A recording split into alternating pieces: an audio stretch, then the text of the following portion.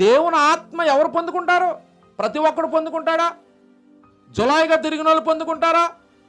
అపవిత్రమైన కోరికలు, అపవిత్రమైన సూపులు ఉన్నవాడు కోరుకుంటాడా? తన మనసును నిగ్రహించుకుని ఎవడైతే ప్రభు కొరకు తన జీవితాన్ని త్యాగం చేసుకుంటాడో వాడు మాత్రమే దేవుని ఆత్మను పొందుకుంటాడో. ఎవడు పాపంలో చచ్చిపోతాడో, ఎవరైతే క్రీస్తులో బ్రతుకుతాడో వాడు మాత్రమే దేవుని ఆత్మను పొందుకుంటాడు. దానికి రుజువేడు చెప్పిన దేవుని ఆత్మ పొందుకుంటాడంటే అంత ఆ యెహోషువ తన యవనకాల జీవితంలో యవనకాల శరీర సంబంధమైన కోరికలు చంపేసుకున్నాడు. కోరికలు చంపేసుకుని అతనికి ఏ ఆలోచన లేదు.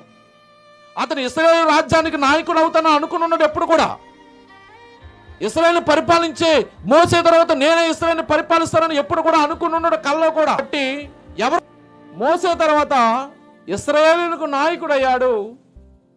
నాయకుడు అయిన తర్వాత లక్షల మంది ప్రజలందరూ ఎదుట మోసేని నిలబెట్టి దేవుడు గొప్ప చేశాడట.